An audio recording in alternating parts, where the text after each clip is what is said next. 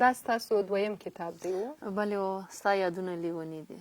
تاسو کولی سئ چې یو شعر یې موږ ته ووایاست زموږ لیدونکو ته اورېدونکو ته؟ په د کلمه کې خو زه ډېره تکړه نه یم. تاسې نسئ کولی چې ووایاست که غواړئ زه یې درته ووایم. تاسو که په خپل خوږ غږ موږ ته د کلمه کې ډېر خوند به وکړي.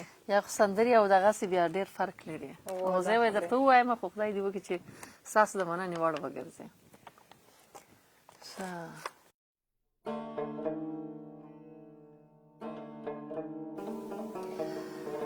راشه واوره اشنا زما د زړګي کوکې، راشه واوره اشنا زما د زړګي کوکې، خښې شوي پکې ستا د بڼو څوکې، ترېنه څاڅي د سرو وینو بارانونه، ترېنه څاڅي د سرو وینو بارانونه، ټول ګوګل مې شو د سرو وینو ډنډو کې، او ستړی ژوند مې ستا د مینې سوری غواړي، ستړی ژوند مې ستا د مینې سوری غواړي، را په سر کړل ستا اجرام د غم پنډو کې، او په ژوندون باندې مې سرې لمبې دي پورې، په ژوندون باندې مې سرې لمبې دي پورې، خوږ جانان مې را خبر کړې چې ورپکې، او ستا غمونه پرې ګډ کړی چور تالان دی، ستا غمونو پرې ګډ کړی چور تالان دی،